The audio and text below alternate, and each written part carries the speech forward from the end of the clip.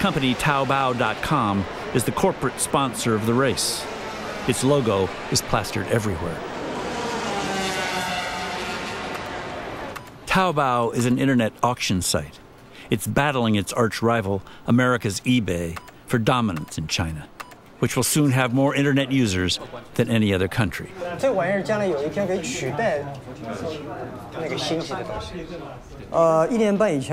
A year and a half ago, I went to Wall Street in New York, and I told them I just launched an auction site called Taobao to compete with eBay. All the people were shocked. They said, "Jack, you are crazy. You can find anybody to compete with, but don't compete with eBay because they are too strong." I was very angry at the time. Why did they think I would lose?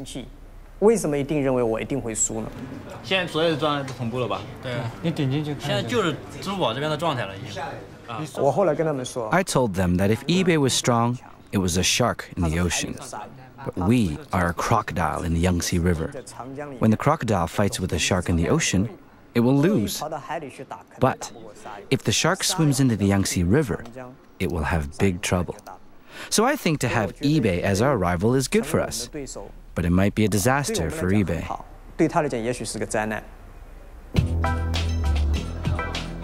这样子，您看我能不能联系一下你们老板？因为你们老板可能对这块比较清楚一点，我们能不能联系一下他呢？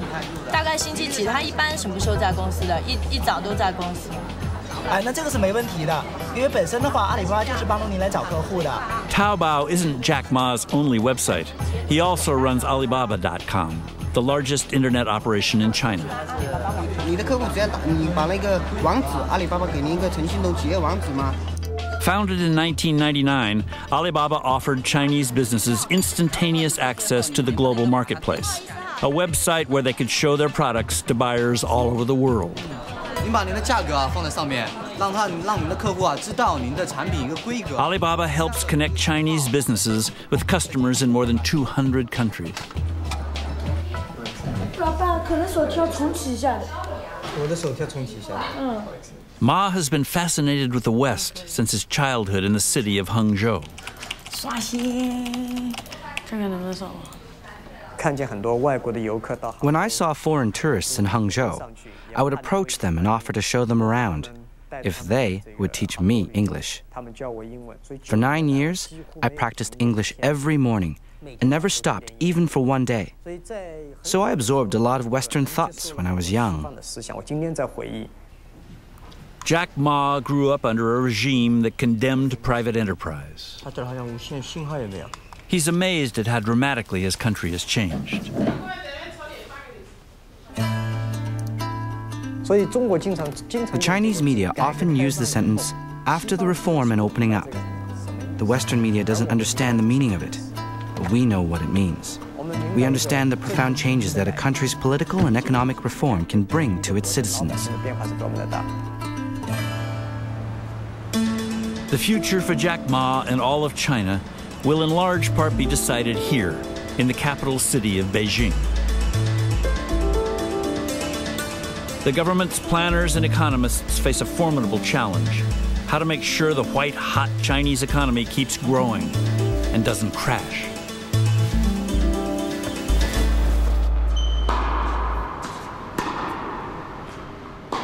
In the past 25 years, China stick with the one philosophy, which is gradualism.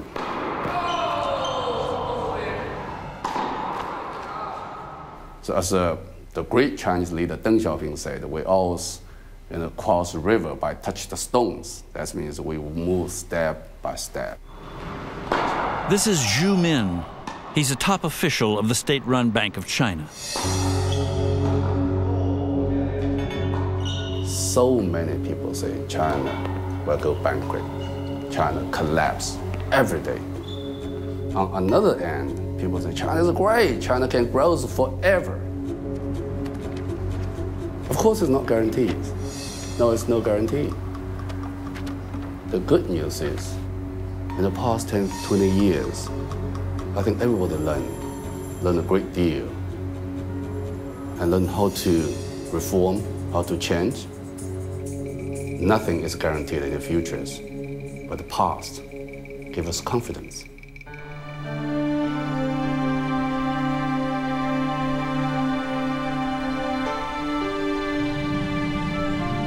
Not far from Beijing is the Great Wall of China, the longest man-made structure on Earth.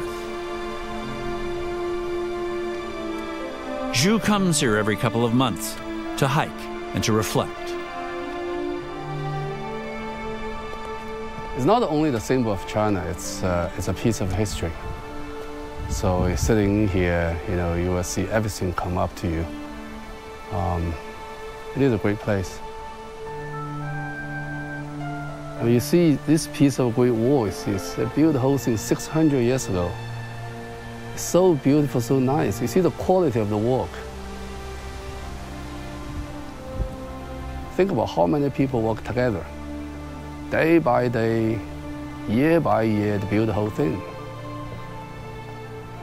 I think that's the whole essence for Chinese culture.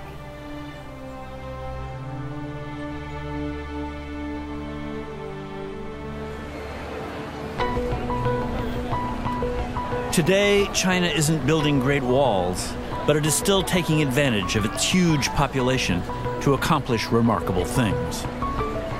This is the city of Yiwu. In the 1980s, it was just a small town. Today, because of a massive influx of migrant workers, it's a city of more than 1 million. Yiwu, situated near the Pacific coast, has used its supply of cheap labor to become a powerful player in the world economy. Here in Yiwu, hundreds of companies, big and small, have put the migrants to work, churning out goods of almost every description.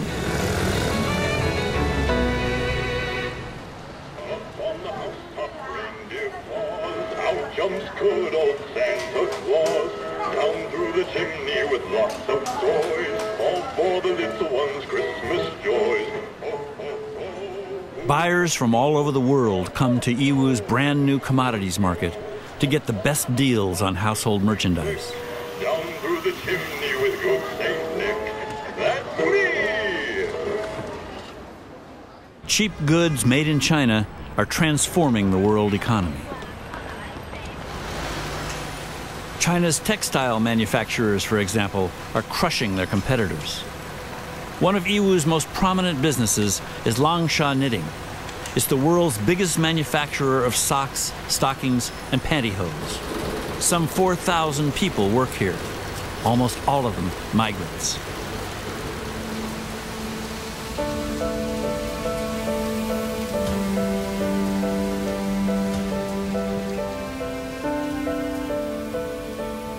This is Liu Yang. She's 20 years old and comes from one of the poorest provinces in China. I'm from Anhui. My dad and mom still live back home. 2 days after I got here, my sister brought me to apply for this job. I like working here. Back home I had nothing to do, and my life was pretty boring. Liu started working at Langsha when she was 17. She usually works a 12-hour shift, from 7 in the morning until 7 at night, turning out about 1,400 pairs of stockings a day. Liu earns about 60 cents an hour, enough for her to pay her living expenses, do a little shopping, and still send half her earnings home to her family.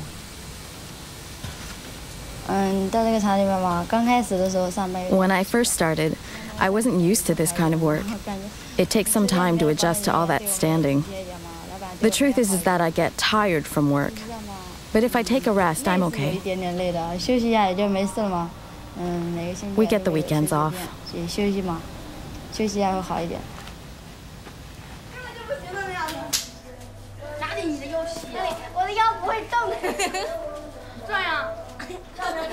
For Liu and her fellow migrants, Langsha is the center of their lives. They live together in dormitories, 10 to a room. 看得顺眼一点的。天哪，怎么穿这种？看一下哪一个？没有一个顺眼的。不会吧？好像真的。这个可以哦。没搞错了。好看的啦。这个女的哦。全部是男的呀！你变态什么？你看这个呀！我要女的一样。清洗完头发后，擦上护发素。洗完再擦护发素，不会吧？让它停留一下，这样把它包起来。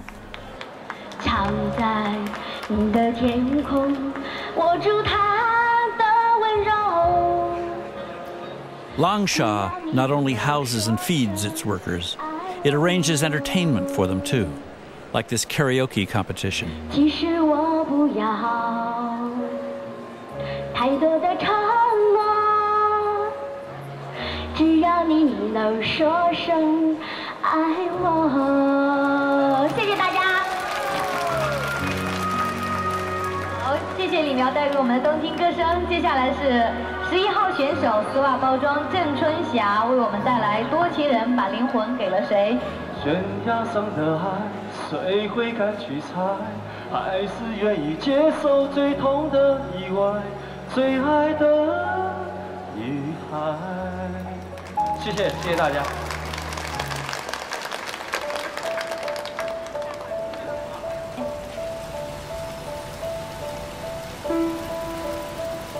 Cheap migrant labor has made China a world leader not only in the making of clothes, but also toys, TVs, cell phones, and computers. Life in a Chinese factory may seem regimented and harsh. But for now, at least, for Liu Yong and millions like her, it's a better life than they knew back home in the countryside. I'm saving money for my future. I want to make something of myself. I have my pride, too. When I save enough money, then I can study anything I want to.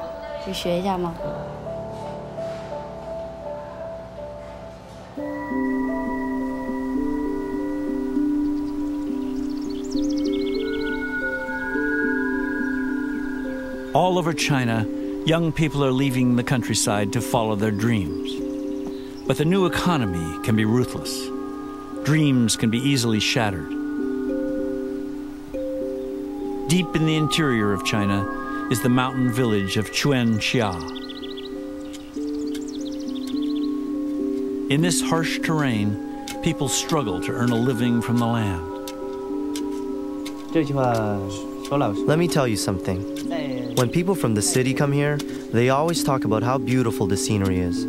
But for the people who live here, we aren't looking for beautiful scenery.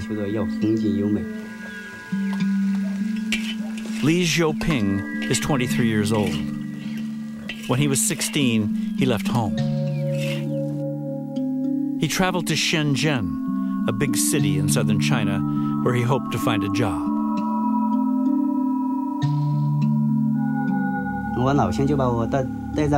Some of my fellow villagers led me to a toy factory that a Hong Kong company had opened. They were manufacturing toys for export. They were making stuffed pandas.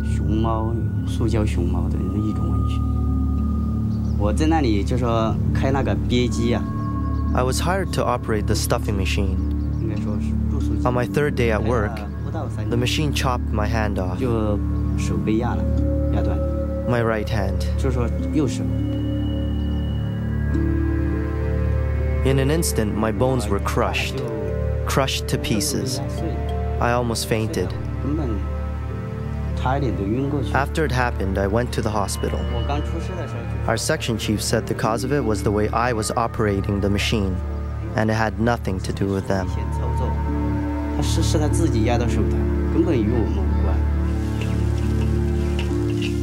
Li asked for compensation, but the company refused to pay. There are workers' compensation laws in China, but companies often find ways around them. Li was now disabled and penniless.